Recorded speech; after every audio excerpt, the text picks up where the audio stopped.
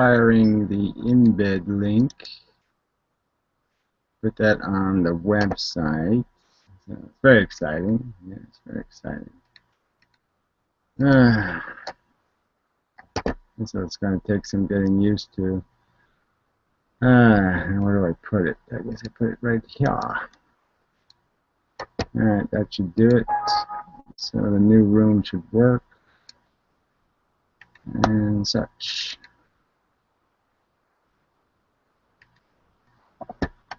And we'll see. Testing. Whatnot. Yeah. Yeah, it's one viewer. Okay, we're rolling right along. Somebody else will have to post links elsewhere. So the website should be right. Okay, go to Vlogger Dome. Reload the page and see if I'm in there doing the proper thing.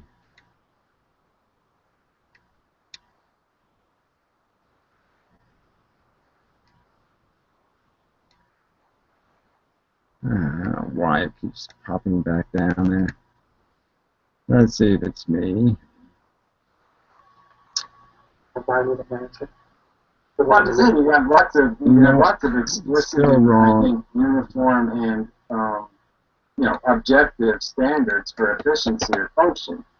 I mean, there's certain things we do that are mutual, like your green footprint, your carbon footprint, or so there's lots of standards. Wrong room. Why is it showing the wrong room?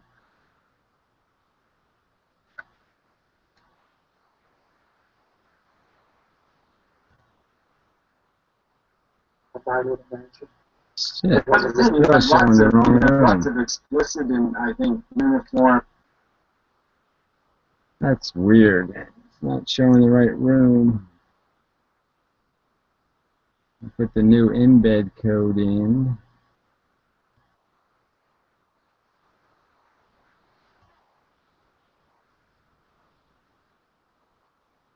Huh. Control F5. Come on, baby. Hard reboot. It's not hard rebooting.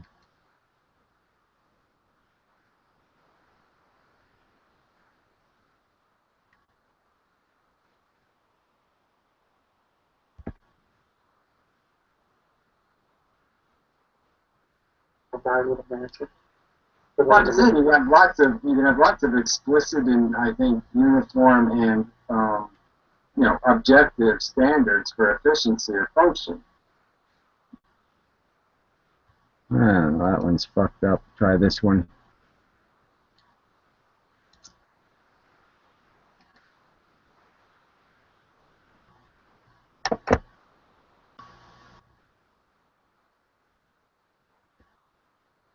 Yeah, that looks right.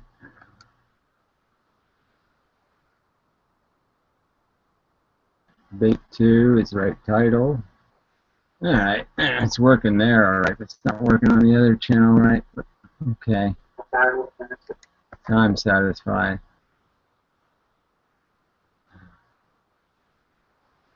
Yeah, I don't know. It's fucked up. Sorry, I was trying to figure this out. So the link should be working on the website. I should try to post a link in the description, right? Yeah, I should try to do that.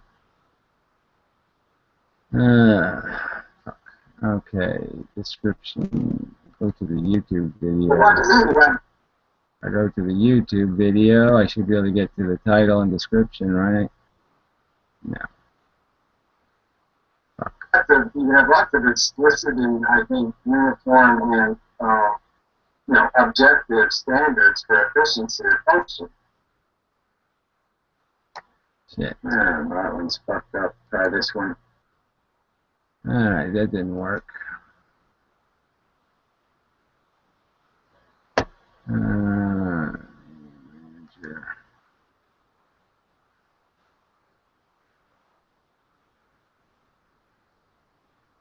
Live events. Edit.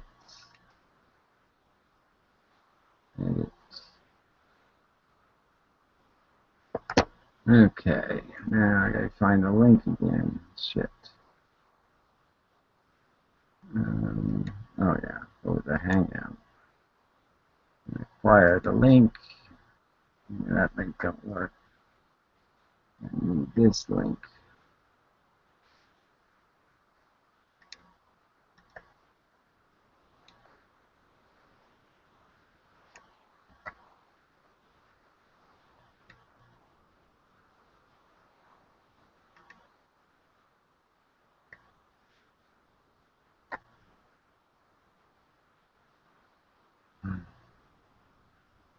Now go live. Cancel. Okay. The link should be in the description now. Right? Should be. Can't add comments for whatever reason.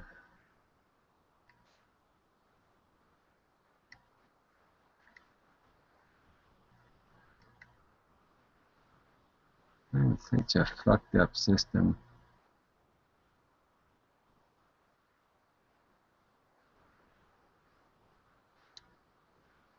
Anyway, so if the description is in if the link is in the description, then somebody can post the link in the comments, please, or something like that.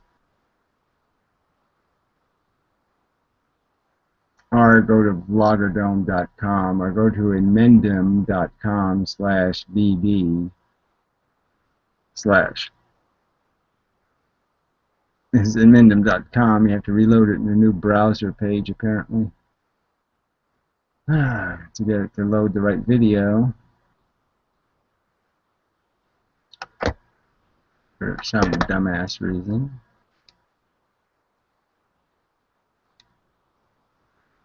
Anyway, this didn't work out all that well, but it's good to save the other one anyway, without going too long.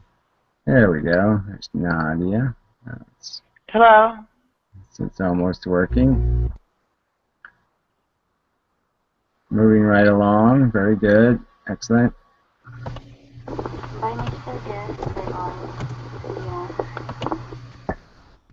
Hello. I also put it in the tiny chat room as well, Gary. Very good. Thank you, bathtub guy. Not a problem. I'm thinking about writing a book.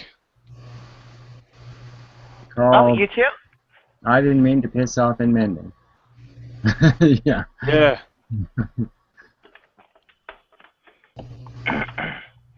What about? Anything. I don't know. Maybe consciousness. I was reading Chalmers. I've got a few things I'd like to object in. Well, I object to a lot about Chalmers, yeah. Yeah, I don't deny that. I don't know. There's a lot of. Anyway, I don't want to get into the whole thing right now, but because it's. Hello. Very good. Yeah. Oh, my research notes got wiped out in 2008, but I was working on a book about. I called it Not Standard Limit Processes, and I'd only gone as far as continuing fractions and infinite determinants. So. Yeah, I'll start projects and never finish them. I was disrupted. That's a very different story. Sorry. Gary, just wanted to say that next time just post it anywhere, even on an old video or wherever. We'll get the link. Just don't worry about, and then we'll put it in the description in the comment section or whatever. But yeah. That's just for next time. Well, I thought I had figured out an expedient way to do it. I just posted a link on the website, but then the vlogerdome.com page wasn't refreshing properly. So I wasn't sure the link was refreshing. So, but yes. It is annoying that they just don't automatically post the link. They just hit a button, it just says automatically post the link. Yeah, just do it. I think on Google Plus there is a way to join. Yeah. just Yeah, I just mean automatically. that they ought to just make it automatic, is all I'm saying. They ought to just have the choice. You just hit the link, it automatically does it, then you don't have to worry about it. There's an internal invite function, which will have people Yeah.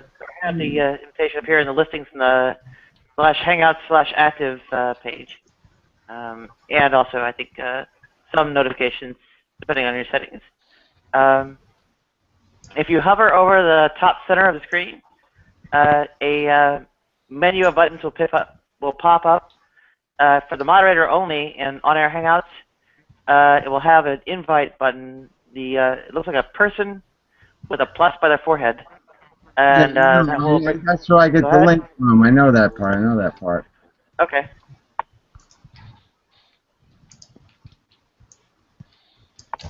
Yeah, anyway. Yeah, well, I mean, it's whatever. I'm just saying, I mean, it shouldn't have taken 15 minutes to open a new room, but that's the way it worked.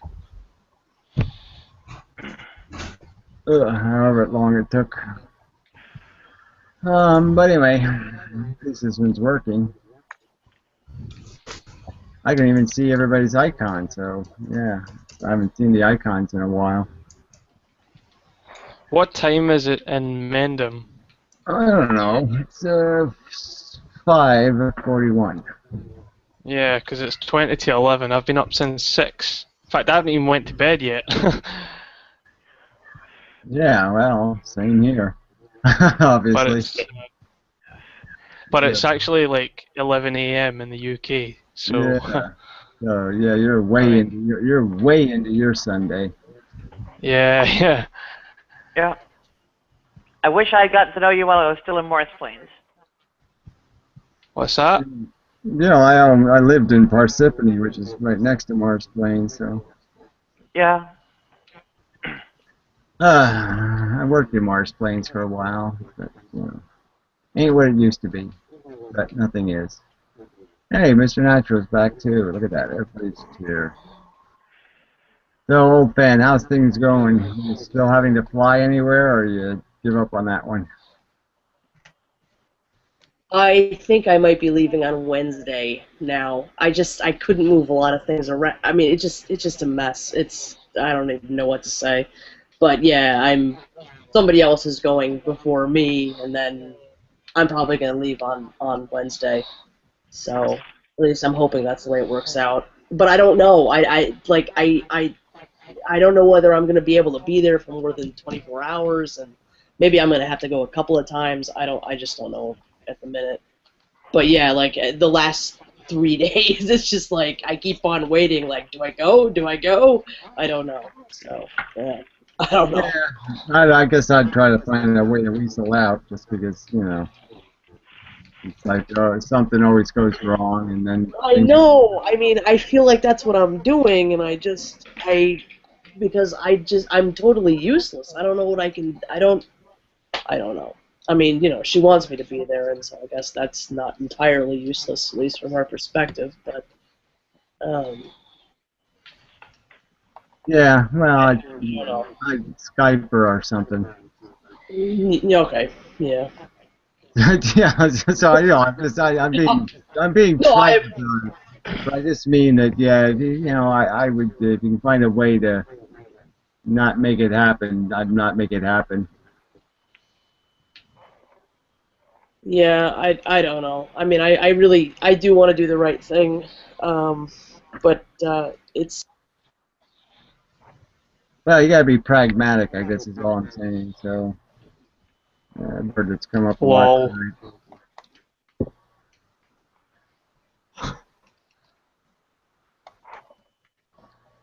Yeah.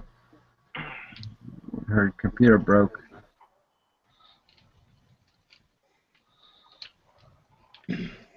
So I have to get more coffee or something. I'm out of anything.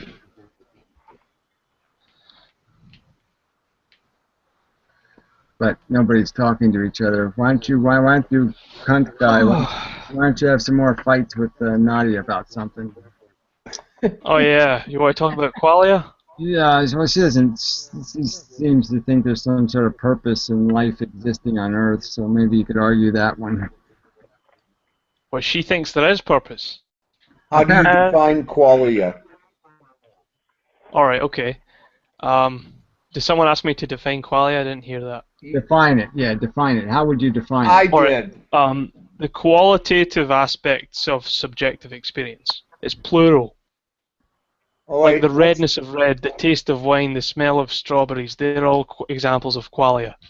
I cannot communicate them to you. They're all first person. What do you mean by the term quality? Oh, well, I couldn't.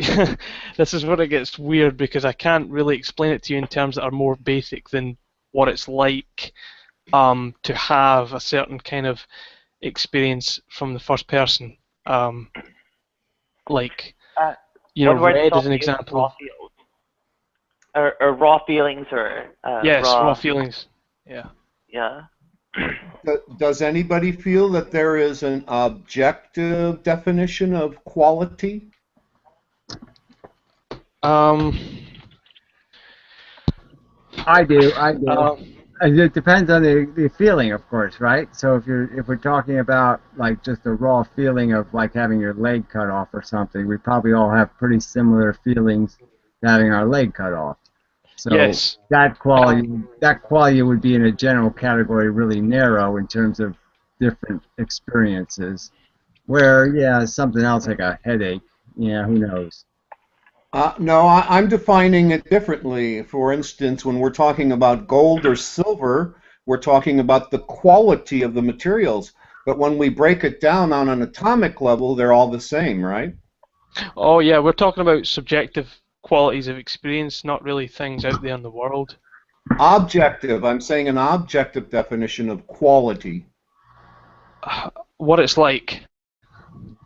Well, quality would be its value too, though, right? So quality, you're valuing it. So like gold and silver, it's a value distinction between its functionality and serviceability and use and all of that stuff. So it's a value distinction. And so obviously, well, that's why I think quality is just an unfortunate kind of word to throw at this thing, because some experiences, like the quality of having your father die or something, experience of that, grief or something, it's so subjective.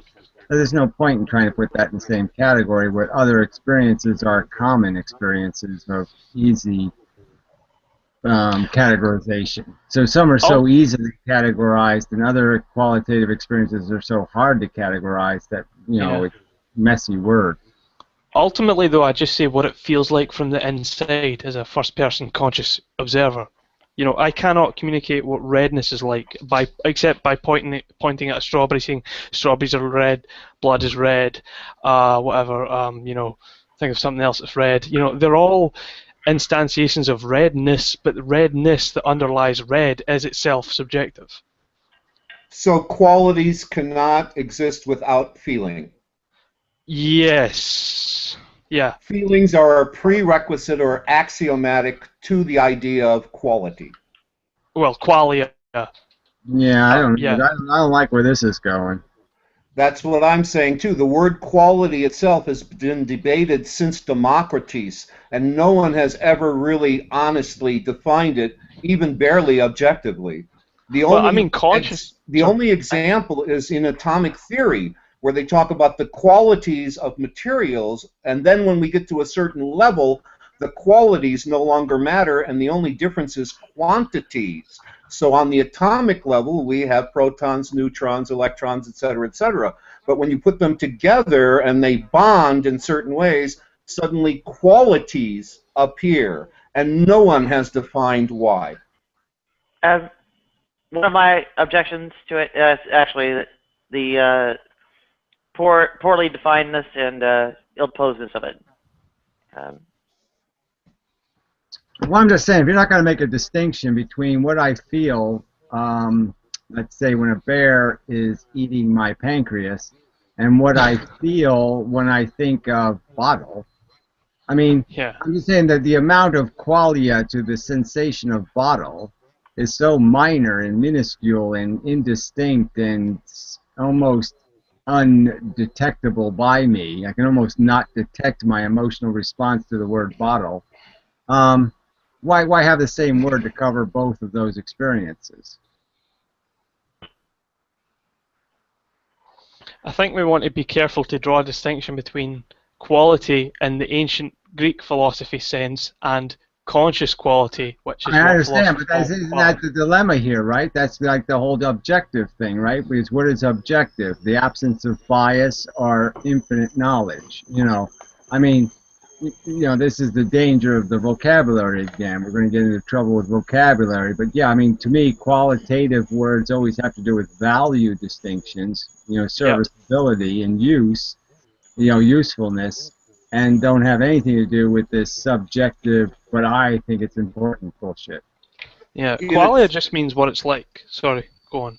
I was going to say, in atomic structure, then, it's the amount of, or the quantity of electrons, protons, and neutrons which create qualities. And there's the rub. How do we, where's that interface? Well, as a mathematical Platonist, I would say it's all relation, it's all structure anyway. The qualities are just effervescent once you have the information that's over about what the thing is made of in terms of how it's structured. So I mean, take for example the redness of red, what it's like from the inside. That's not separate from how it's... You keep bringing that up, and it's not purely subjective, because you can tell the difference in many, many thousands of colors of red. You can learn the subtle differences. Yeah, where the average person can't tell the difference. And someone who's colorblind can't see it at all. Yeah, but I'm talking about what it feels like from the inside, what redness, the intrinsic stuff that redness... Well, I know, but isn't redness any different than any other kind of subjective emotional response that could be almost anything? I mean, your definition of redness is my definition of blueness, and his definition of greenness, and these are all experiences you may or may not have. Some people never have certain sentient experiences that other people do have because they never have their eye poked out, for example. So they never know what eye poked outness feels like. Yeah, but they know it's bad. I mean, it's still a gradient. Well, I'm not saying we're not getting to that point, though, right? We're arguing about what this qualia thing is covering in terms of, are we really talking about physiological sensations? Of what it's like, yeah. Okay, I mean, there's a difference between the ones that are qualitative feelings and the ones that are feelings that don't really have a qualitative element. I mean, I have feelings sometimes that I can't really qualify as good or bad or distinct in any dramatic way. I mean, so it's sort of irrelevant that they have qualia because they're sort of useless feelings. I think Nadia wants to speak. Oh, yeah. In my case, I would note that the subjectivity is in serious question, given that we can essentially instrument the brain. We can drop electrodes in that detect signals deep within. We can use fMRI machines that check well, out I know, but that's not let's not be too. I mean, that's not going to tell you whether somebody's hornier than somebody else. That's not going to tell you how many nerve endings are connected to what nipple. Oh, he has a very sensitive right nipple. I mean, you can't go too far with this technology thing. I mean, again, people can use the word headache, but not every headache is the same, and not every person's definition of a headache or a bad headache is even the same. Right, you can measure their headache in an objective sense, but that doesn't tell you what it's like, but that doesn't change the fact that you can still objectively quantify it. You're not going to be able, let's be serious, we cannot sit there and just analyze neurons and say that we know what the person's feeling. I mean, not yet. That's going too far. Not yet, but okay. Yeah, I don't think there's that limit. Even if Pico makes us unable to construct machines or whatever limitation, I think ultimately these things are objectively discernible in principle, if not in practice. Well, I'm just saying, I don't think we're anywhere close to that. Again, you can't tell me that you're going to sit there and plug some electrodes in and tell how intense somebody's headache is. I mean, it's just silly, or how bad it is as an experience. Not yet. You have no scale. We have no ways to compare these scales. I just don't think it's possible. You can't tell how much fog is in somebody's brain. Maybe somebody feels more because they think less. Maybe people feel more or feel deeper. You don't know how it's like the difference between sea breeze air and LA air. I mean, it depends on what your brain is going to experience. Depends on your sensitivity and the sensitivity of your hardware, how good your microphone is, how good your speakers are. So I'm just saying, we have common experiences, but those common experiences are all still going to be, intersubjectively agreeable as to, yes, okay, they're bad, but I can't say for sure I know how bad it is for you, and you can't say for sure you know how bad it is for me. Well, I think we'll understand it one day, or at least if we don't understand it one day, I think it's still possible to understand in principle, in terms of computation, function. I just think there's any point in being able to understand it in any other kind of vague kind of categorization way. Okay, you put in a broad category of pleasant or unpleasant, and highly unpleasant versus not highly unpleasant or whatever. You put in these vague categories, and that's safe. But I don't see any point in trying to parse it any finer than that. Yeah, I don't see any point in it either. But I'm just saying it's not impossible, at least in principle. There's not a point for me because I write music and I it might be a problem, but I'm just saying you're going to keep saying it's not. I'm just saying it's. What are you talking about? 1 billion years from now? Well, I don't know. I mean, I don't really buy the whole transhumanism thing either, but Well, I'm just saying that when you're thinking of 100 billion neurons, all right, I'm just saying, this complex relationship of synapses and creating an illusionary space in a theater. Everybody's theater might be built a little differently. The acoustics might be different in your theater than they are in my theater. Yeah, see, when the drums are beating in my theater, you might hear them right in your balls, man. It might be, it might be a very visceral experience where for you, this just sounds like some little bangity bang. One can only hope.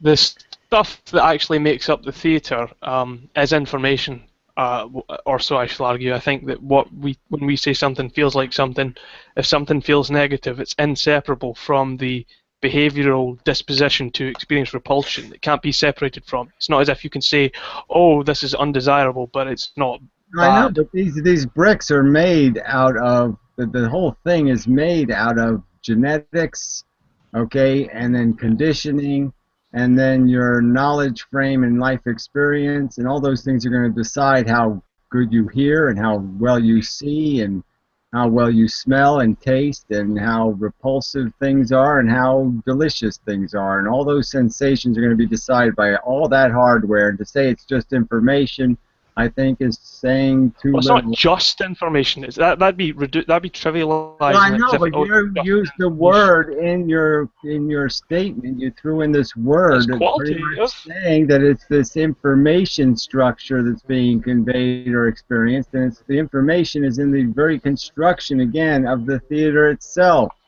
So it is not just a band playing music. It's a band playing music in a particular theater. And that theater has got every theater's got different bricks in it, it's got different floors in it, it's got different ceilings in it. So I'm just saying that the extent of the construction is massively complex. Yeah, but I don't think it's fair to say, I mean, you said it's just information. I'm saying that the quality of what its likeness is itself inseparable from the information that it gives off by virtue of what it does. What it does is what it's about. And that's what it's like to feel from the inside. I just don't know what to say. You're talking as if it's just a conveyance of information, and it's not a conveyance of information. It's an entire structure. Yeah. Well, it's made up of such, but... Yeah. Well, it's not a telegraph wire where the same electricity can be transferred between one and the other, and it's all communicatable. Oh, it's not that simple. In music, we use intervals, and intervals have tension.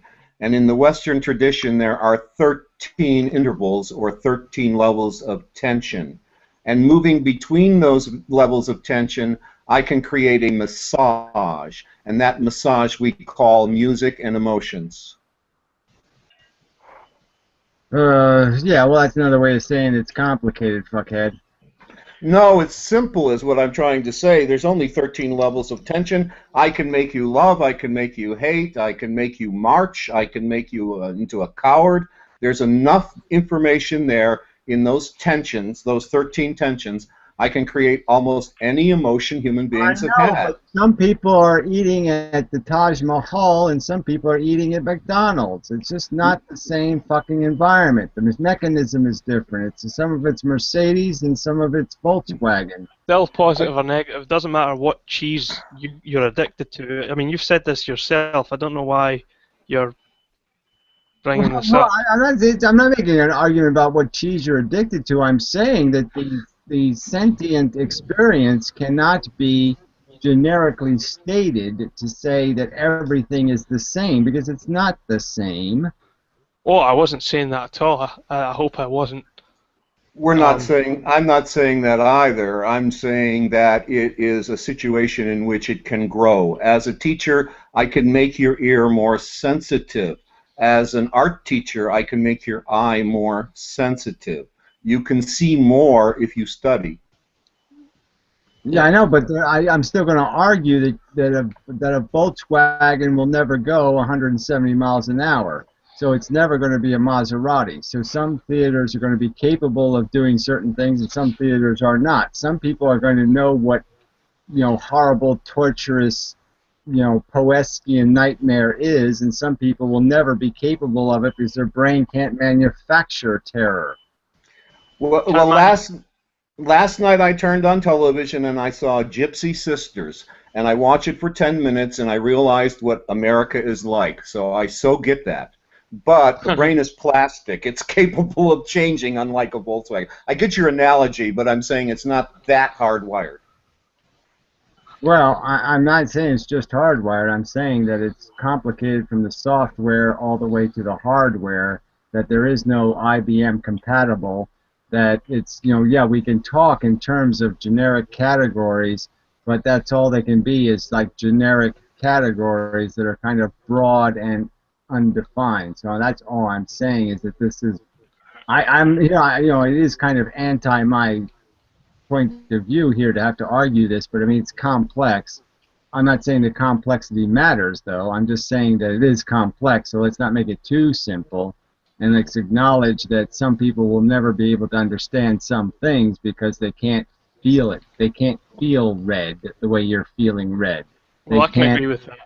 They'll never be able to know what you're talking about as something you can describe, even though they have a common reference. The reference doesn't mean anything because in their theater, that sound will not resonate. Well, I can agree with that, but I think all that matters is whether you can experience positive or negative states of sentience. Exactly. I agree. Exactly my point. So yes, but like I said, of course, some of it needs a certain level of suffering. You know what I'm saying? It's like I didn't know what suffering was till I was about 30 years old. So certain things happen in your life, and you say, "Holy shit! I thought I knew what pain was. I didn't know shit about pain."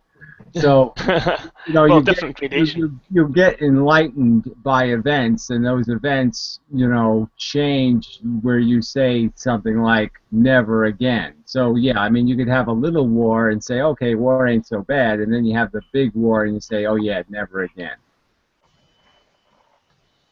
Yeah.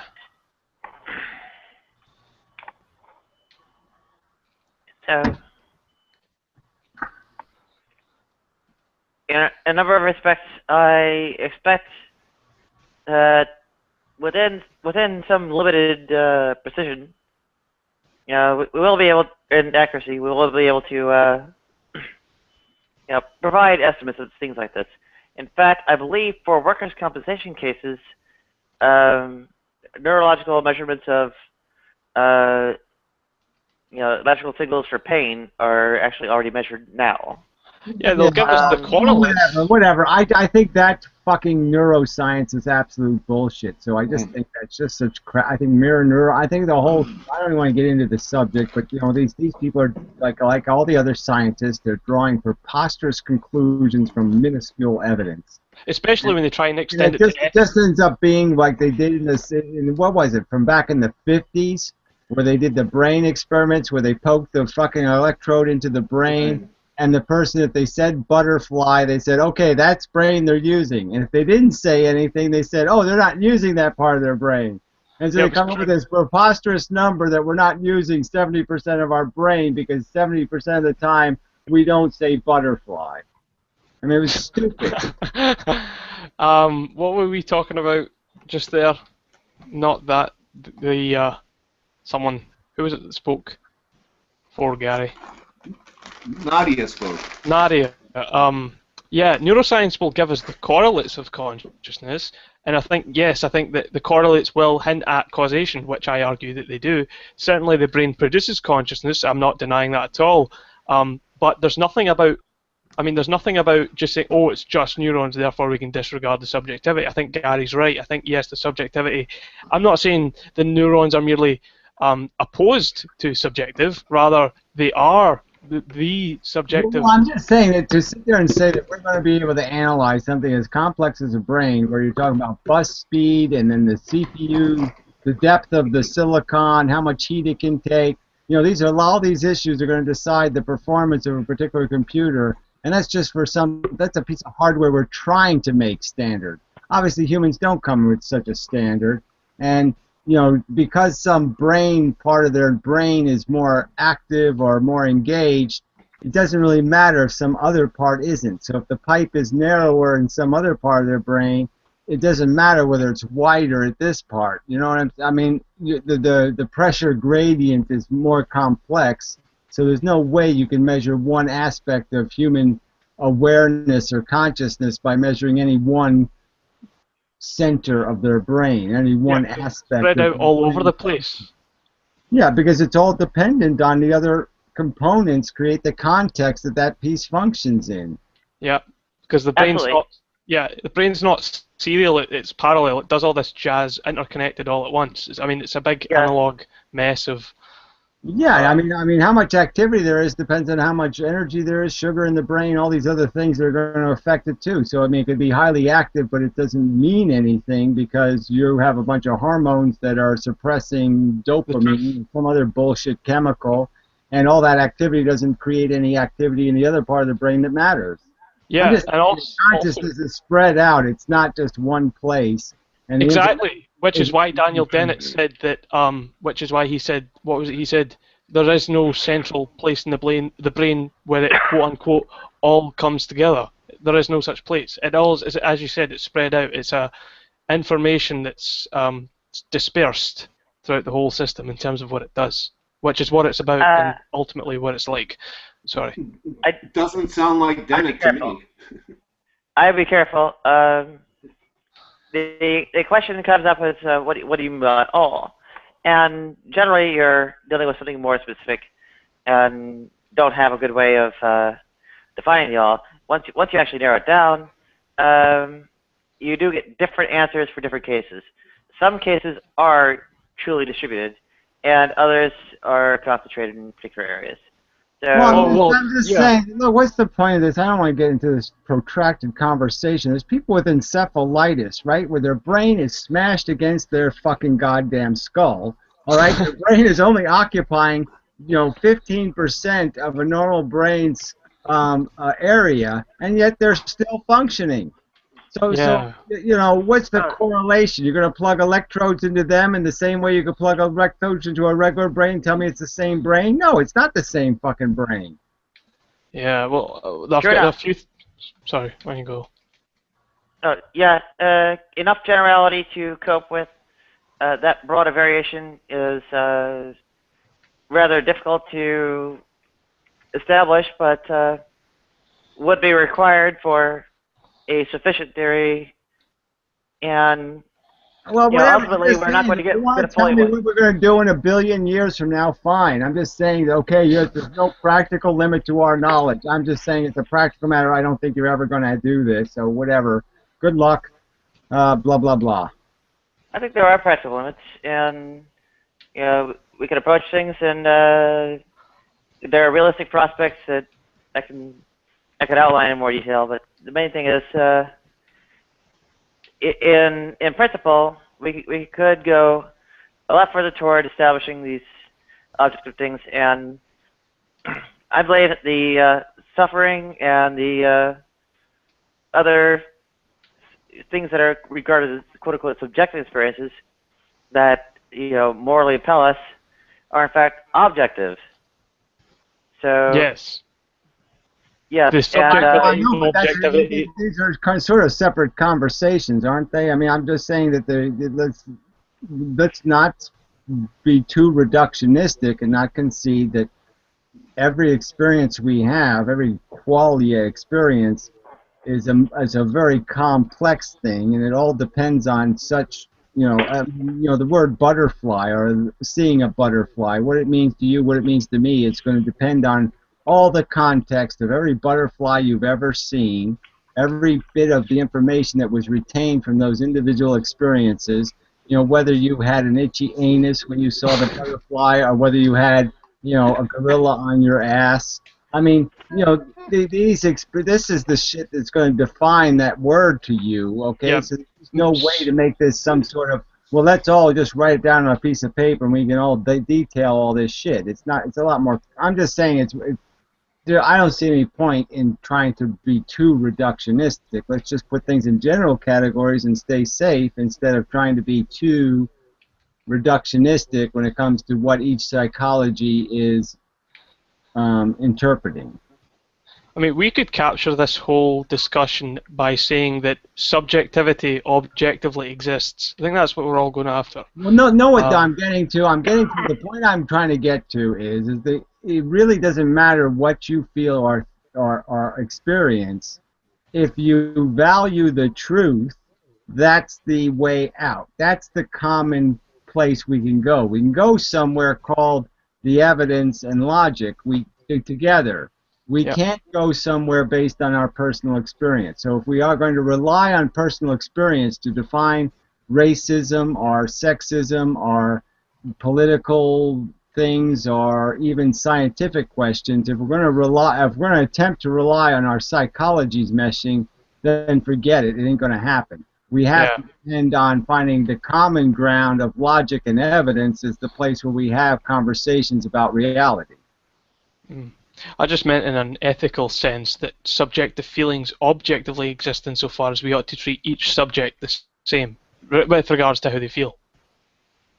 Well, I'm just saying we can't do that because we can't say which feelings are, like I said, a headache isn't a headache isn't a headache isn't a headache. So we still have a dilemma of not recognizing. Somebody can say, I'm suffering, and if you were experiencing their suffering, you would say, hey, that guy's only 10% of the suffering that guy's in.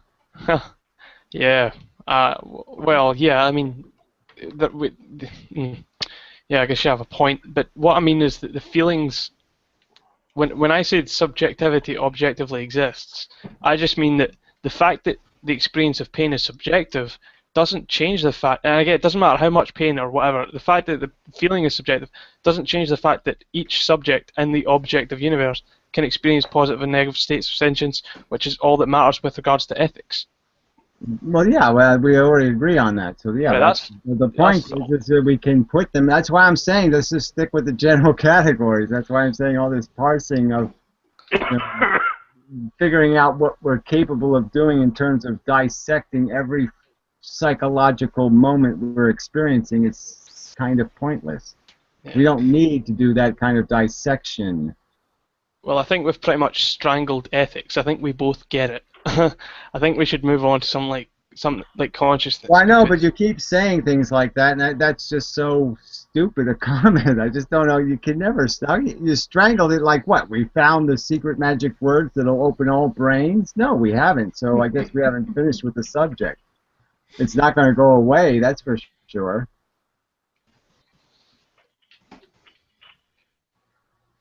I mean, you can say you want to change the subject, that's fine. I'm just saying that there's no, you're saying it as if we've oh, we've declared victory, and yeah, we don't need to talk about that anymore. Well, we get the basics, that's all I'm saying. Yeah, well, I think we get the basics on most of these subjects. So I'm just saying, if you're going to premise everything that we get the basics, then we're not going to have a conversation about anything because, yeah, on the basics, we probably agree. I think there's more interesting work to be done on consciousness, rather than ethics, because I think there's a lot of things that we still don't know about consciousness that could use some elaboration, like when Nadia was talking about qualia before this. Right, you're starting all over again. See, you're starting all over again. And I'm like, no, you've already identified the important part of this whole qualia crap, and the only part that we need to know about consciousness is that we are a psychology, and we have fucking projected emotional experiences, and we have objective emotional experiences in the sense that we react negatively to physiological pain and have physiological sensations, and then sometimes we react because the Mets lost the World Series and we got all upset. It was silly and stupid. So we waste suffering in some circumstances, and there's some suffering that's unavoidable. And that might be an interesting subject, but I don't see anything interesting at all in dissecting the nature of feelings themselves when we already know what category they fall into. Yeah, good and bad. Yeah, exactly. So why fuck with it? We already know what to call them, so why bother with a conversation of that kind of depth? Why don't we talk about the difference between high-maintenance, silly humans and humans who have perspective and are capable of putting their ambition, desire, and addictions in some sort of perspective? Critical thinkers is what I would say. Well, there's a few things There's a few things I could say to that. One thing is being able to know if someone in a coma who's locked in but can still experience consciousness is having any qualia, for one thing. That's a valuable thing to know. The other thing is just knowledge for its own sake. You know, I don't know, obviously. Yeah, I mean, why not? You can sort of tell brain activity, whether somebody's in a dream state or not, so you can tell a minimum of brain activity that would be... Yeah, but it's not really that simple. Well, I think it is that simple, and I think that is a fucking irrelevant conversation in the scope of all the fucking suffering on planet Earth. I think that would be a waste of goddamn time. Well, someone's got to do it. I mean... Why does somebody have to do it? Why? The fucking pigs in one fucking slaughterhouse are more important than all the people on Earth who are in semi-vegetative states. I mean, if you're going to start worrying about people in vegetative states, then yeah, I think you're looking for trouble in completely the non-trouble location. That's the place least likely to have suffering. People in comas probably aren't people in a bad place compared to all the other fucking humans living on 10 cents a day. Agreed. Well, our split brain patients, do they count as two? Or, well, they sometimes disagree. For instance, there's a recorded case of a split brain patient who had one side of their brain as atheist and the other as Christian. There was a... Yeah, there's lots of neglect. bullshit, okay? I'm just saying bullshit to that, but whatever. Well, Gary, what you said about qualia, I would say the same thing to what Nadia's just said, because I don't think that's interesting. I think what's interesting is whether or not someone can feel positive or negative states of mind. I don't really care about whether or not half my brain is an atheist or not, you know. So I would take the same attitude you just took to what Nadia's just said. I don't really think that's a big deal either. But well, yeah. That's the trouble, though. But it's just subjective bullshit. I mean, you're just saying that you don't really think it matters. I mean, that's essentially, you're just saying, oh, I don't really think it matters. I'm not even saying I don't think it matters. I'm saying that, you know, the people that have to worry about this are the neurologists and stuff, and I think it's like deciding whether fetuses can feel. You're right. If you really do the research and you do the logical calculations, you'll probably come to the conclusion that they don't have enough brain function to create the theater of sensation, right? So they're not maintaining it. And I think the argument can be made that people that have certain EKG, EEG readings don't have enough brain function to be sustaining anything we would call sentient experience, because they don't have enough brain activity to do it. Right, which is why this stuff is important, because we have to tell if they're, by scanning their brain, you know, you are correct in that we can distinguish dreaming and waking states, but when there's a lot of grey area, you know, consciousness isn't this on-off thing. I mean, it's well, it pretty much is an on-off goddamn thing, though. It is. It does shut off and it does turn on. So I'm just okay, all right, I'm okay. just saying, I don't know why. Why would I want to waste my time on some tiny, narrow little subject where we, in the broad cases, can pretty much draw the conclusion? And yes, there's going to be people that are right on the line. You know, they have just enough brain function where we don't know where they are. But what the fuck can we do about it anyway? They're in a fucking coma. What are we going to do? Sing them songs? Bit of a straw man. Anyway. I don't know how's it a straw man? What are you suggesting? Why is this something the human race can fix? How do we fix brain coma? It's not about what we can fix. Again, I'm just talking about knowledge for its own sake. I don't need to go into this. I don't even see why the fuck would I care about it? I'd rather count the goddamn hairs on my nutsack. That would be a lot more fun than to waste my goddamn time sitting there talking about the subtle differences between having a 42 and a 53 on a EKG thingy. Well, there also is a question of whether it's really one distinct person or two. In the case of split brains, I mean, what I was trying to demonstrate was that the personalities can be distinct enough. So fucking obtuse! I cannot believe this bullshit. Why am I wasting my time with this crap? Split brain patients. I mean, this is like, you know, why don't you bring up hypnosis next?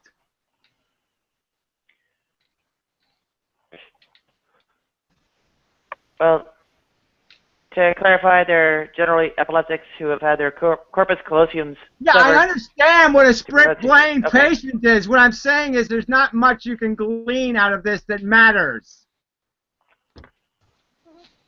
To be honest, I even lost where we were. We just started talking about a bunch of crap. Yeah, exactly my point. You just keep... yes, exactly. You wandered off to crap. You said ethics isn't important. Let's talk about crap. No, I didn't say ethics was. I said it was important, but I said we pretty much we get it. Suffering is bad. Yeah, move on. That's what I'm saying. It's not that move on to complicated. what? A bunch of inane subjects about nothing. There's really nothing All else. about nothing. All right, okay. Consciousness is about nothing. All right, okay. Well, I'm just saying it is nothing relative to any other stupid conversation you could have. You could start talking about fucking Obama, and it would make more sense than to talk about split brain patients and coma patients.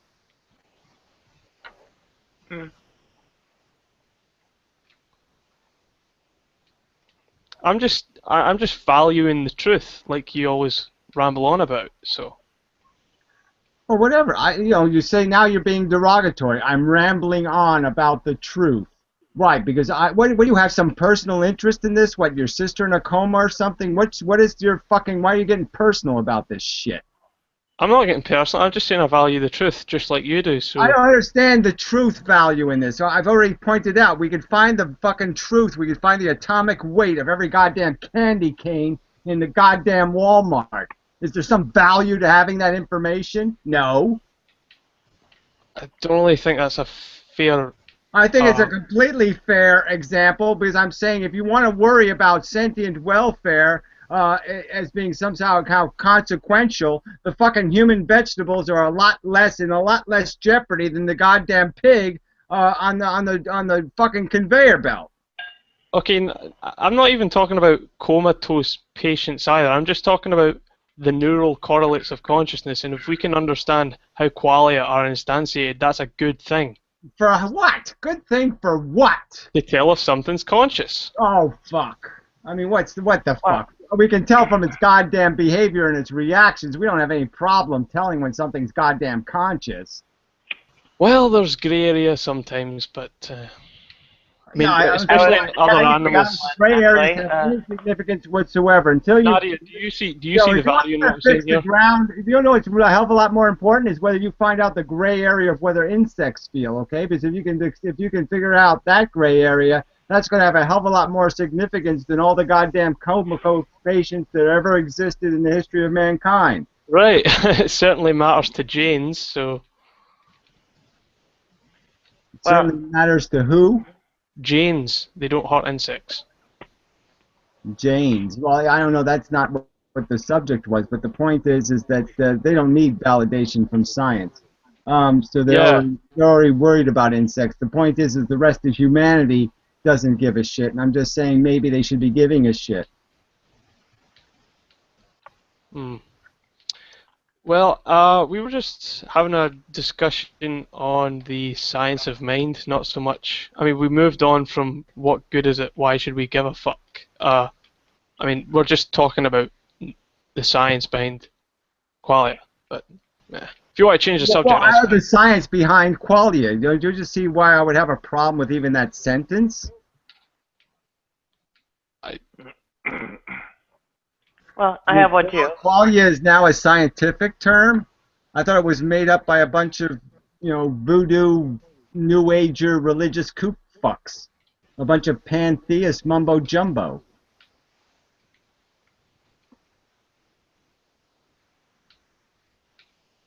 That's my understanding of the history of the term.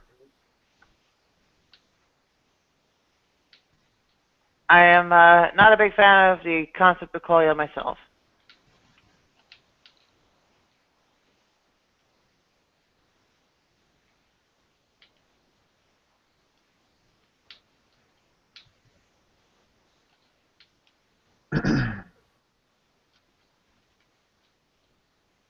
Let's just say the conversation's probably over our skill level and lacks enough fruitful, acquirable fruit. Okay, we don't have a tall enough ladder, and the tree doesn't have any fruit on it, so maybe it's not a great place to hang out.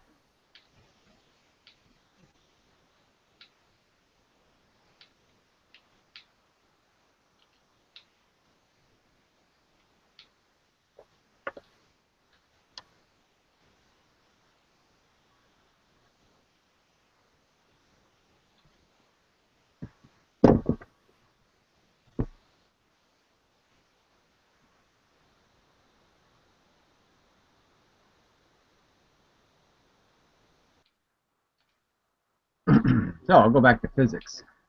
That's a lot more important. Do tell. Well, I can't have a physics conversation with you, Nadia. Sorry, because Why not? Because I'll never understand what the fuck you're saying. But let's just start. Why not? Well, why not? Because why not I can hear, but as soon as you say something with more words in the sentence, I won't be able to understand what you're saying. Because your voice has too many inflections in it, too many frequency changes. But regardless, so let's start off with the, so all matter is made out of photons still traveling the speed of light.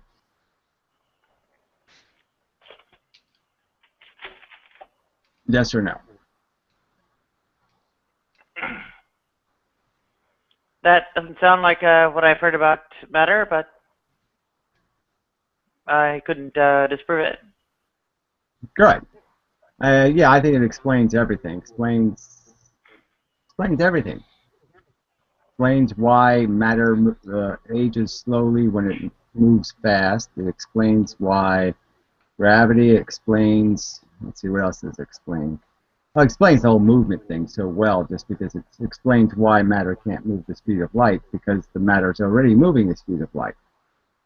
So if you think of a school of fish like being matter, and the fish are all swirling around each other, and if some of the fish start moving in a direction, then the whole school will move in a direction, but it can't move really fast without all the fish going the same way.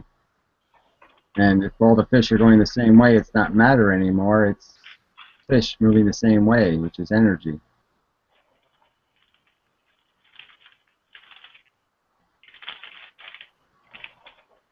Yeah, okay, I win. Good.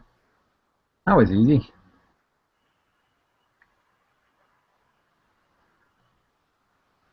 Well, I'm not a genuine student of physics. I guess my comprehension ability is related to mathematical background as opposed to, direct study of it. Yeah, well, yeah, it's a change in the standard model. It's just a change in the whole model of what matter is made out of and why matter acts the way it acts, and it acts the way it acts because it's just an arrangement of photons. So it's not made of anything else. It's a checkerboard. There's no dilations in space. It's just a checkerboard. It's just photons, and everything's relative to photons. It's photons on photons. All interactions are photons reacting with photons.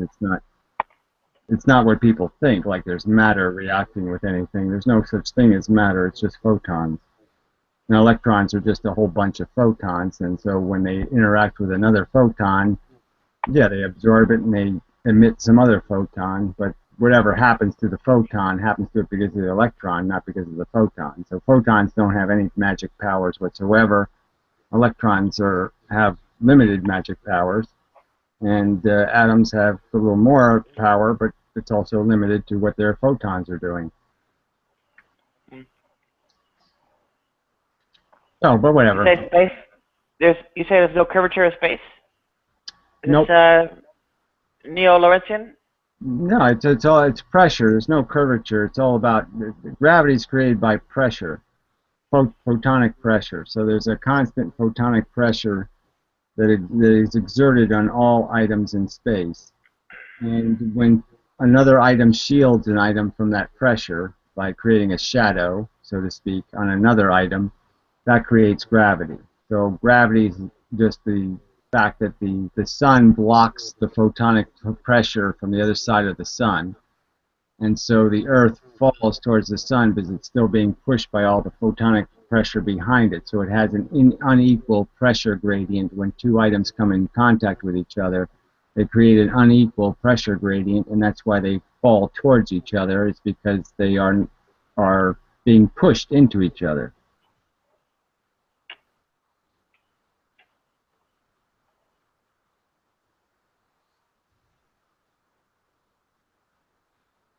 Yeah. And the reason why the stuff way out in the far end of the universe looks like it's moving away from us very fast is because there's no photonic pressure behind it, and there's just photonic pressure in front of it, and so it's being pushed away because there's no pressure behind it.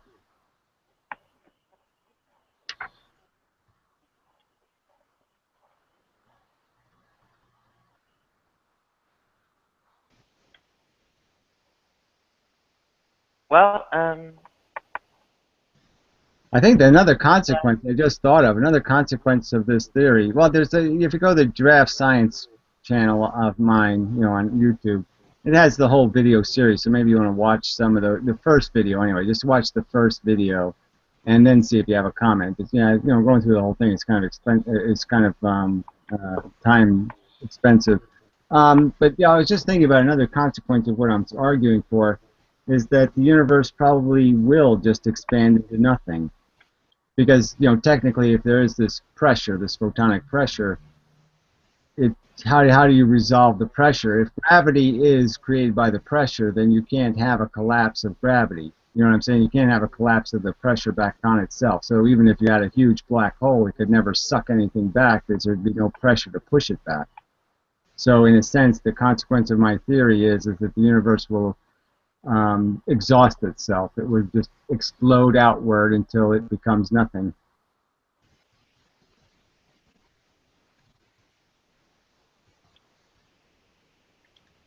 Yeah, I'm not sure how to derive a diffie or anything from that, but okay.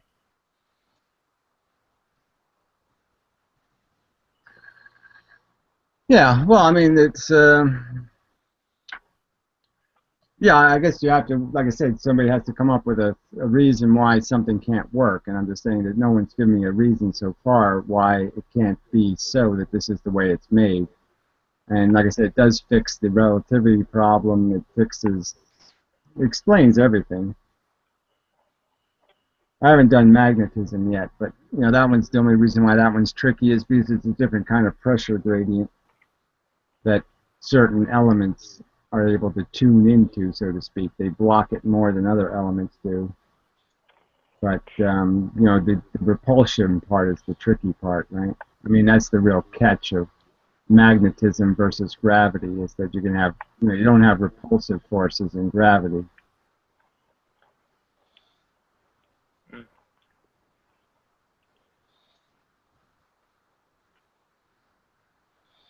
But I think I have an explanation for it. I just have to think through it. So anyway, well, that's done. We're done with physics, I guess.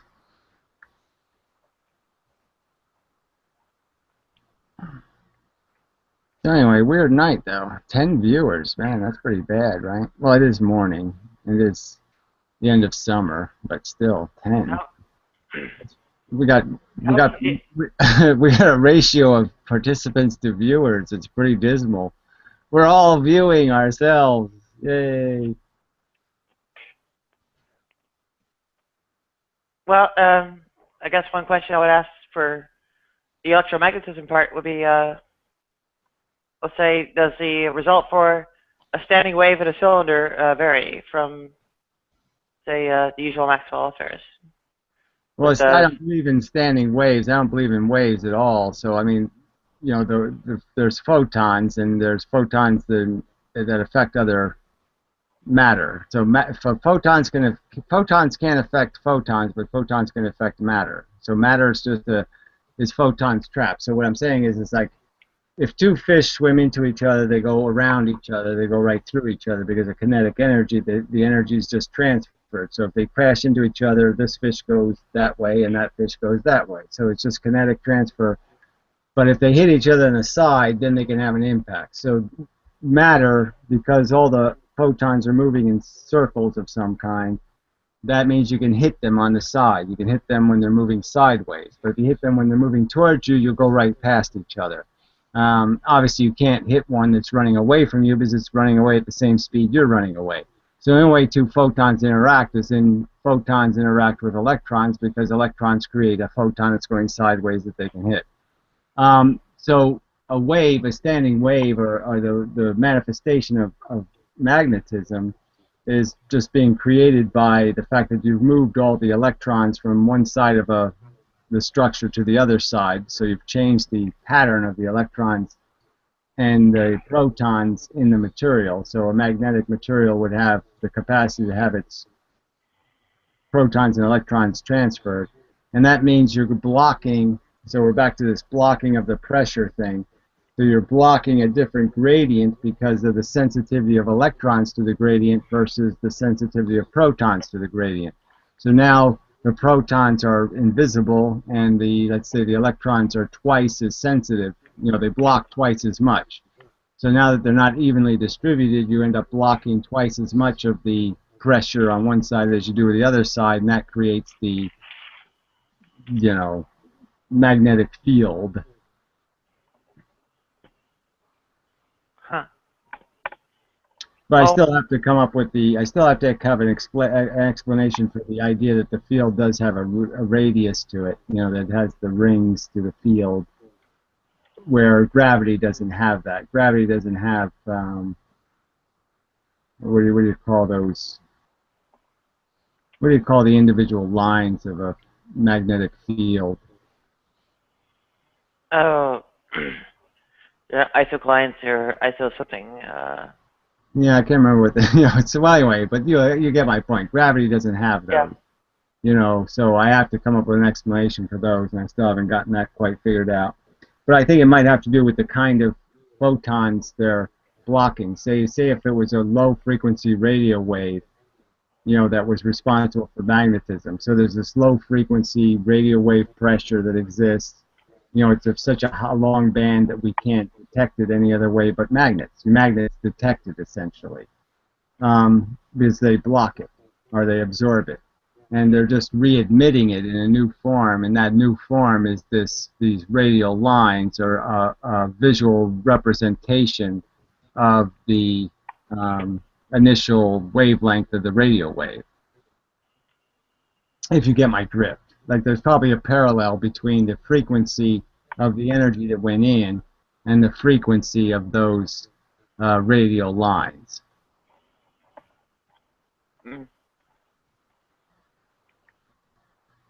Well, if you showed me like, a series of, hyperbolic Bessel functions or, some kind of calculus variation, Well, I'm just saying, minimizing of integral, if you I watch might understand that. your first video, I got some pictures, I got some drawings in it, okay? I'm not doing magnetism yet, but yeah, it's got drawings of the other stuff. Pictures, I'm not so good at equations. I'm all for it. Now, you don't need a hell of a lot of equations. E equals mc squared pretty much does it. T equals distance, time equals distance. That pretty much does it too. The inverse square law for gravity works, so yeah, we can keep that one. And likewise for magnetism. So that math works, but you don't need a whole bunch of complex math. The inverse square law has issues, even with gravity. Well, what issues does it have? Precession of the perihelion of Mercury, in particular. Let me dig up paper. Hang on.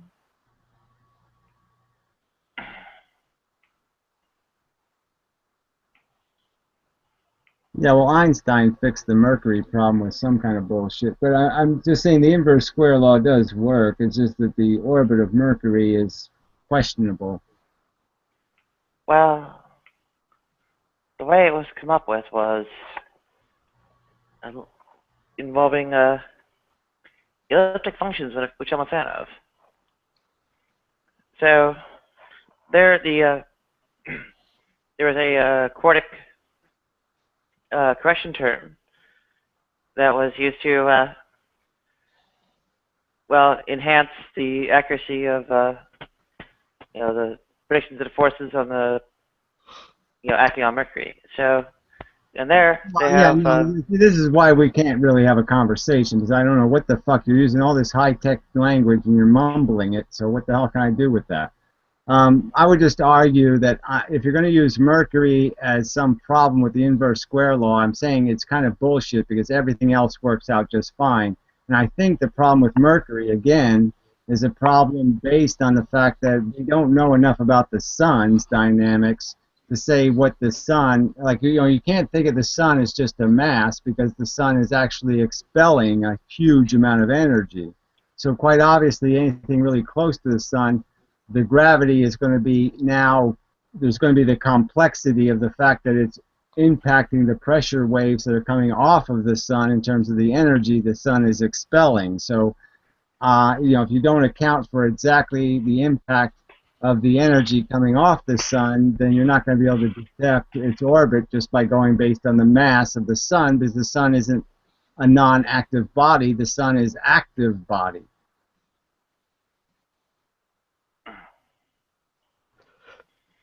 Well, I don't necessarily know how to account for that. On the other hand, well, I'm just saying we can't even account for sunspots, right? We can't even tell the exact impact of a sunspot or the solar radiation on the Earth's fucking goddamn momentum and gravity and all that shit. So how the fuck are we going to do it on Mercury? We're not going to be able to tell how much of an impact it is on Mercury to be that close to the sun. So I'm just saying that any aberration that Mercury presents to the inverse square law is, I think, we could probably suspect that it might be a consequence of the fact that it's damn hot where Mercury is.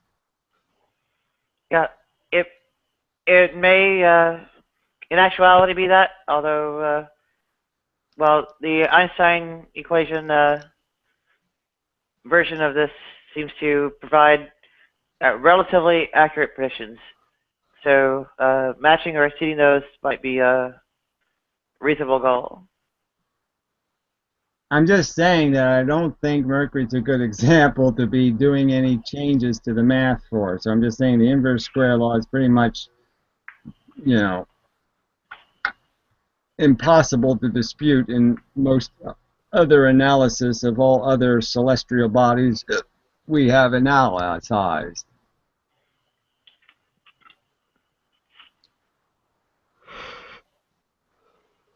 Even the Earth is well, even calculations with GPS satellites and their time dilation with respect to the Earth are used to correct the clocks to. Yeah, I understand, but they're not correcting the clock. See, this time dilation bullshit again. So what's really happening, this is what's really happening, is when an atomic clock goes into space and is accelerated in terms of its speed, what's happening is the electrons on every atom inside of the atomic clock are now having to move more space. They're going to have to travel distance. And when they travel distance, it's going to add Planck constants of time to their orbital time. So it's like adding spaces on a Monopoly board. If you added spaces on the Monopoly board, it would take you longer to get to go. So you wouldn't pass go as often. So you wouldn't expel a radioactive photon as often. So yes, the matter's metabolism slows down as you accelerate matter. Its metabolism slows down. The speed of its electrons essentially slows down in terms of their speed of rotation because they have to travel more distance. So it's not space dilation. It's the matter's changing, not the space. Yeah. Someone who is not an expert on physics, can't really directly dispute it, but the equations, or some kind of equations or predictions or something like that might help. Well, again, you're saying, it's not that complicated. So again, you want to make it more complicated by saying equations would help. The same equations apply. I'm not changing anybody's equations. I'm changing the cause of the relationship. I'm telling you why it's happening. I'm not telling you how it's happening, or however you want to explain that. I'm giving you an explanation. I'm correcting a mistake in the model, not a mistake in the math.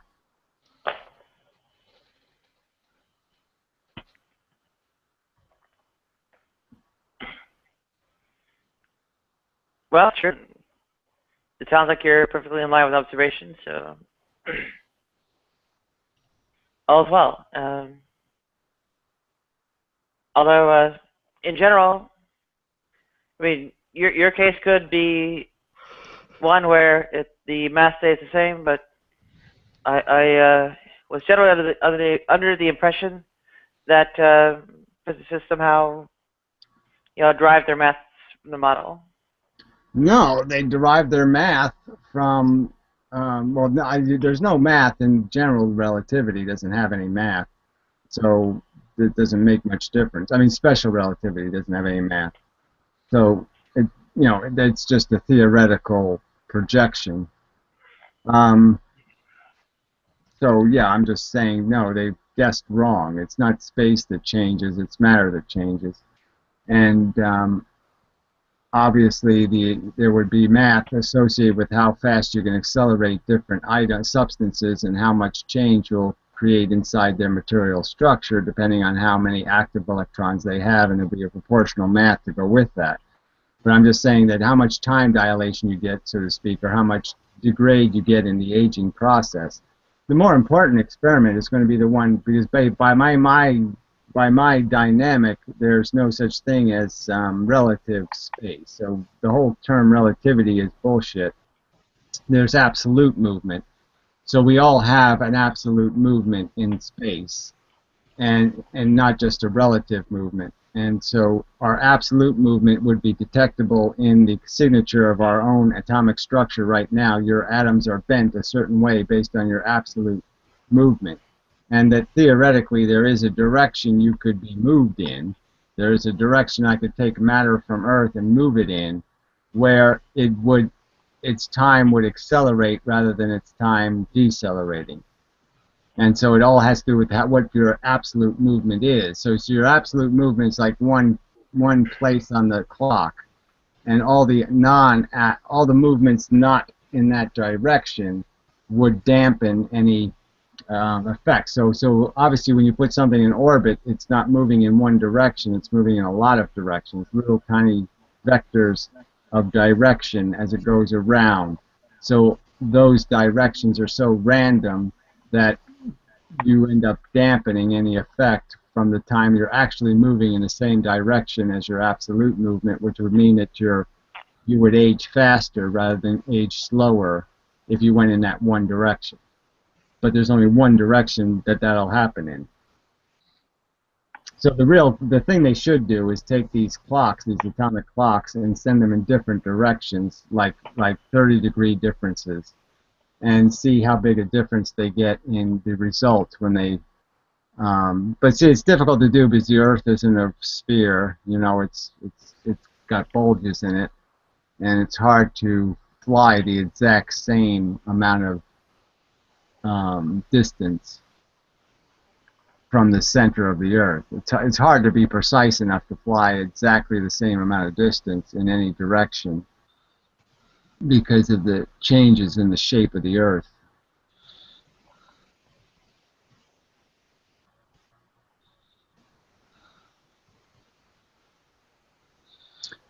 Anyway, that'll be it's like all these things. You can always come up with an experiment that I wish they would have done. It's like the two-slit experiment. There's so many ways I wish they would have done this experiment to verify the results.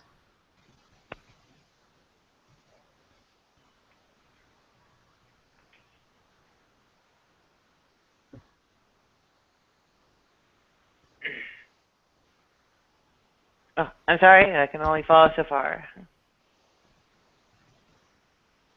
No, okay. I mean, you asked for it, so I gave it to you. You said, go for it, so I went for it.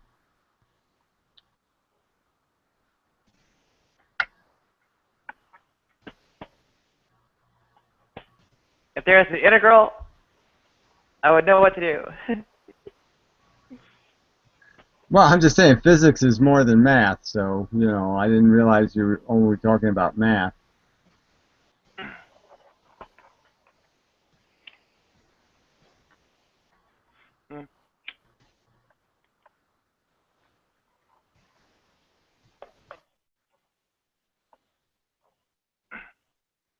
Yeah, I only did an undergrad with a double major in computer science and mathematics. So the mathematics side got me kind of enough literacy. I didn't do any grad, so I mean, it doesn't really. I don't really care about qualifications in that respect. I mean, you can acquire knowledge in lots of ways. So,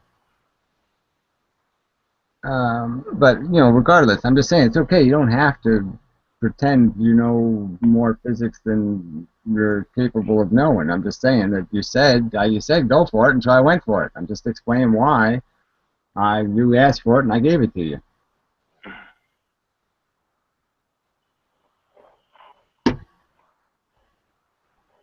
I suspect a year from now, you know, I will, you know, everybody will be saying, "Hey, gee, you knew it all along. Yeah, we were totally fooled."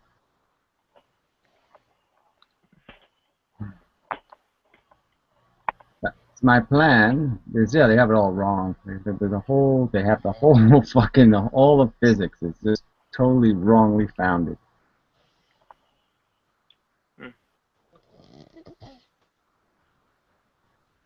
I mean, they should have just stuck with Newton. Newton was so fucking smart. Just incredible all the shit he did. He was so close on so many subjects, and just, you know, too bad he couldn't live in a more modern time. Because, man, think back at how, you know, with the primitive tools he had, the shit he figured out.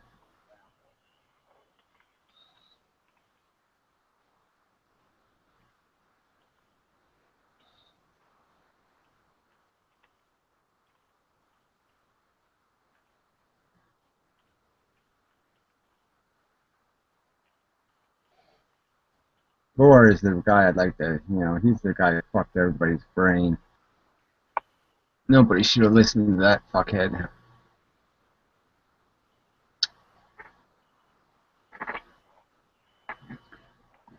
All this quantum crap.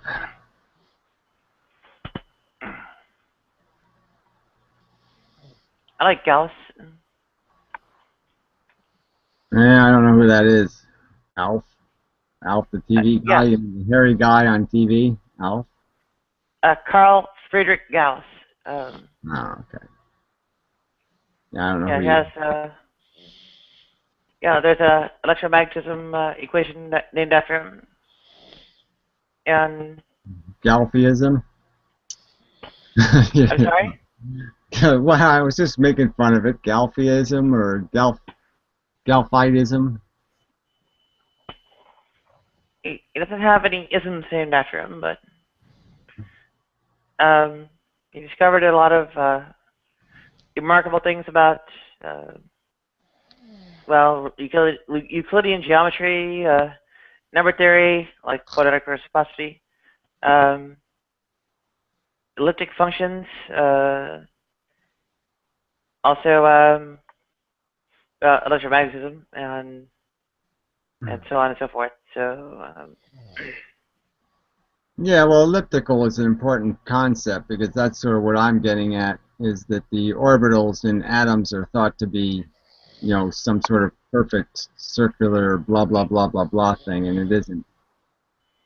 And the ellipses that take place inside of the circular orbital patterns of photons inside of atoms is what changes their directionality. Oh, somebody's snoring. Isn't that nice? Yes. Is it restful? Yeah, I can do that too, you know. Alright. Who's doing Yeah, that? I'm a big fan. I'm a big fan of the Jacobian elliptic functions myself. I can went about learning how to do all the integrals in terms of well, that is of square roots of quartic polynomials and such in terms of Jacobian elliptic functions and so on. Yeah, whatever. I just noticed what comes of all this crap, in my opinion, is crap. I mean, math has just gotten way too convoluted. Yeah, I should have just said, no, you can do plus and minus and divide, and you have to actually divide things that are actually numbers. You know, you can't divide an equation by a function, by a matrix, by a vector, by a, just such bullshit. Well, vectors certainly not. Well, I say they are. Yep, it all seems like bullshit to me.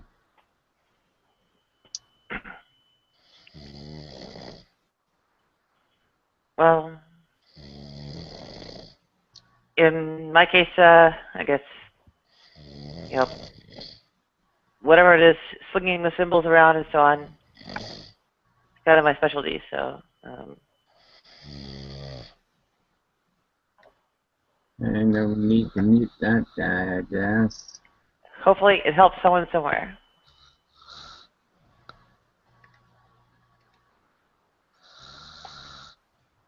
How do you unmute somebody? If I mute somebody, how do I unmute them?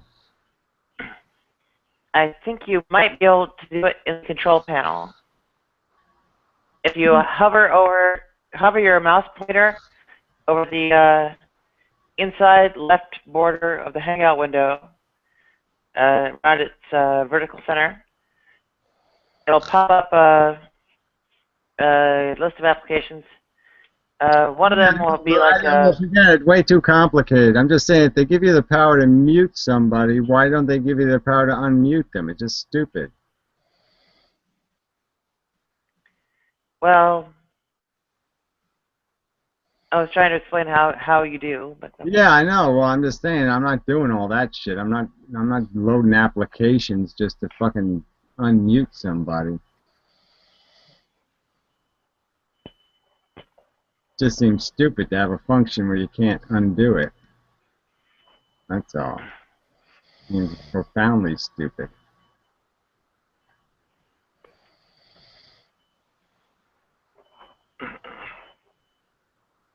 So, well, when the smoke clears, when I mentioned precession of the perihelion of Mercury, those elliptic functions I mentioned actually figure prominently into the solutions of those differential equations.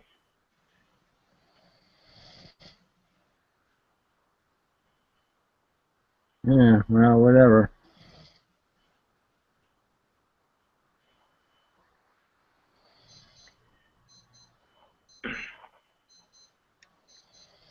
They do a lot more in various, I guess what you might call equations of mathematical physics.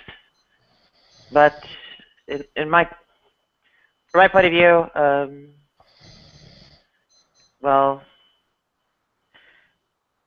they are interesting objects in their own right. So.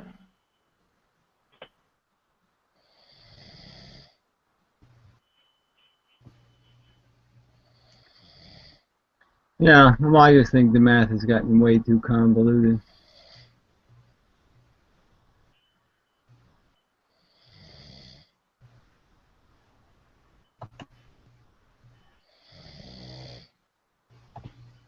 Well, I can get lost in terms of some of the math that gets involved. For instance,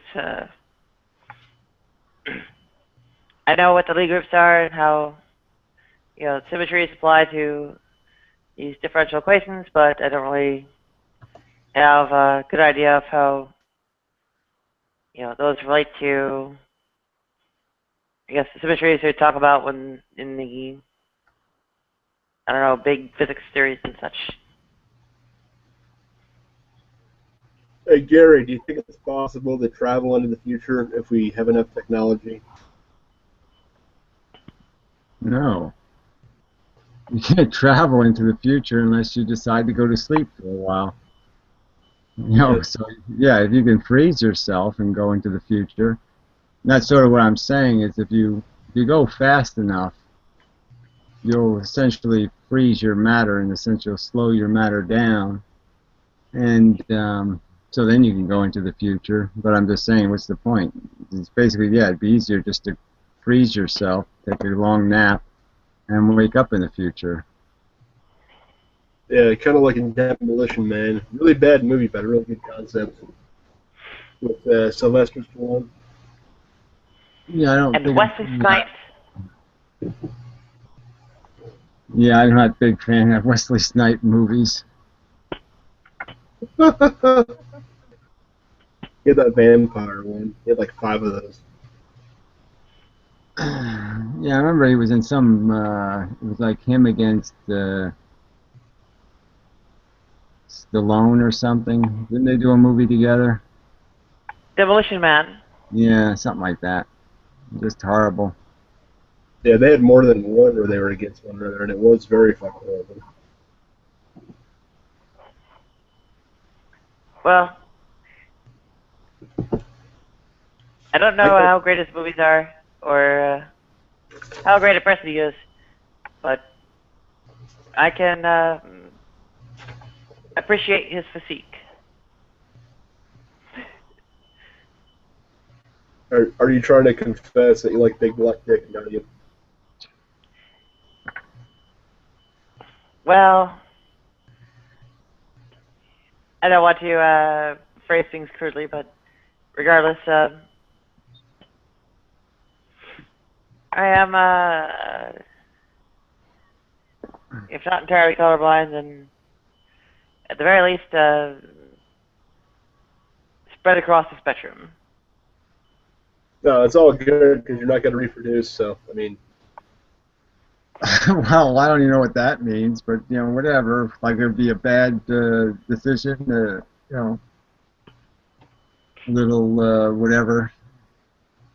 I was just saying that people that are gay are, they're the perfect antinatalists because they won't reproduce. I kind of have respect for them. I wish more people would do what gay people do and not fucking reproduce. Yeah, I know, but the way you said it could be interpreted in kind of a rude manner, like it's a good thing you're gay. Which is, I'm just saying it's not a good way to say it. Okay, yeah, I apologize. I shouldn't have framed it that way.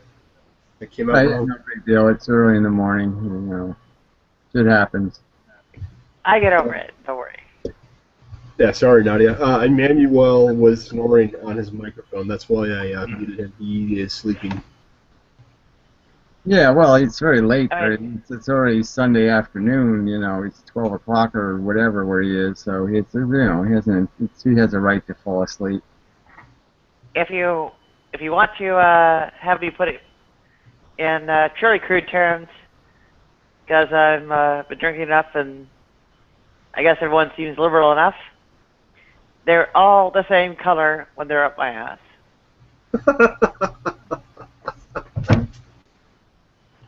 Well, I don't think a dick is a dick, though, right? So.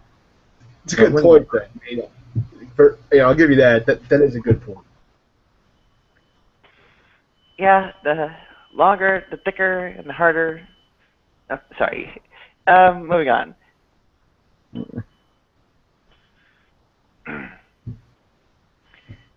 So, yeah. Well, I consider myself straight anyway, but well, not entirely, but straight enough.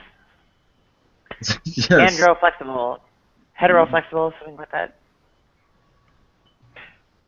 Yeah, well, everybody can just claim things. I'll just claim I'm a lesbian, and there, we're done with it. You know.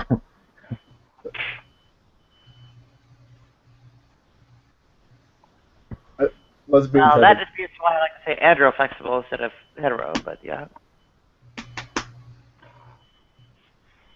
Hey, Gary, what do you think interferes with people being critical thinkers in our society? Like, what do you think the number one thing is? Not being told the truth as a kid, right? I mean, it's just a cultural thing, right? It's just cultural brainwashing. We tell them fables and lies and stories, and they buy into their bullshit.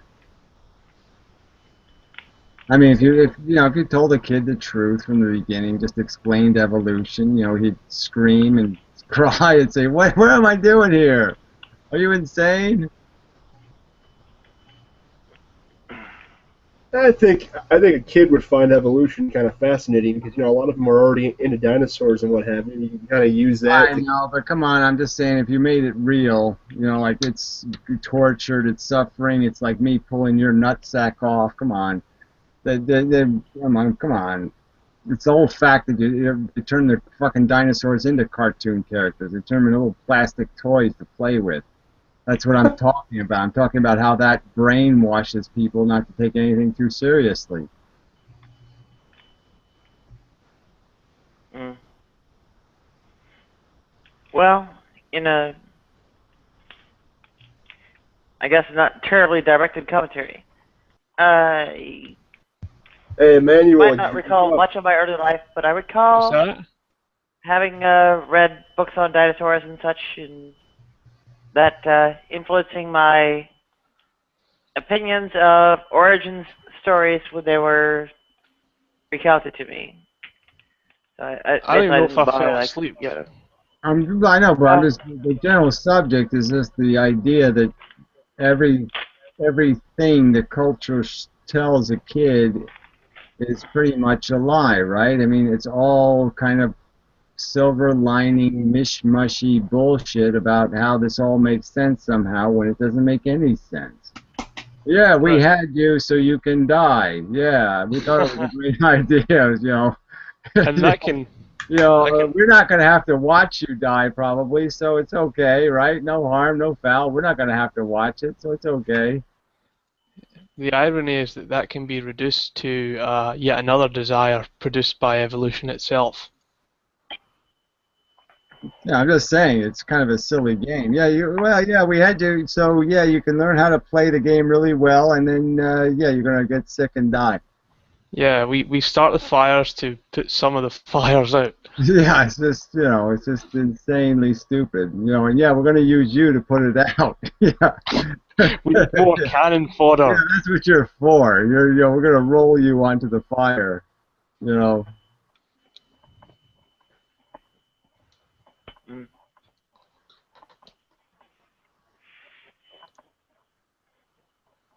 You know, it really is preposterous. So I'm just saying that that would be the number one for me. It's just I think if people didn't grow up on lies, you know, they would find life quite tedious. I mean, if I would have appreciated somebody telling me the truth. You know, what it was really. You know, that you're not going to do this happily ever after thing, and even if you get what you want, you're still going to want something else. You're never going to be done. And it's you know, and if you were done, you'd hate it because then life is really hard. You know, if you don't have anything driving you, if you don't have any desire, man, then you're really going to feel the pain.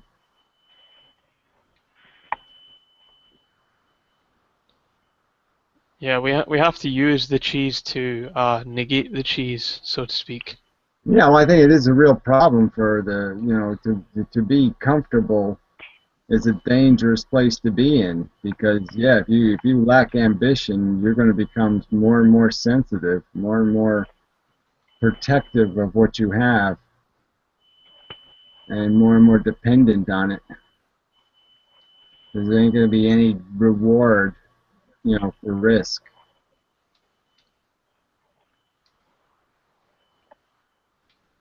I mean, I think that's why all those celebrities and all the, you know, they all go in drugs and booze and all this other bullshit. It's because they've lost their way.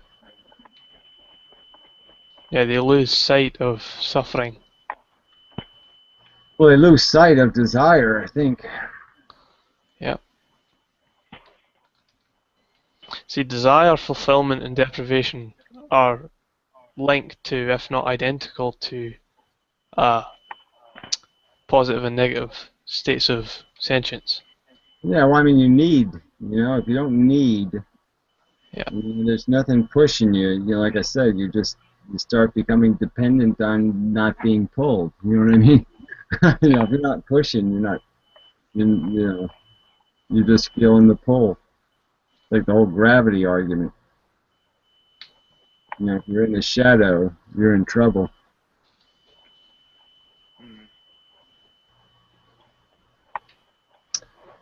So anyway, it is 7 o'clock, which is probably a good enough time for me to be done. So it was really good, Emmanuel guy. You did okay, and you know, it's quite adequate conversation. Sorry, I had to yell at you a few times, but you know, it's my way. Right. That's the way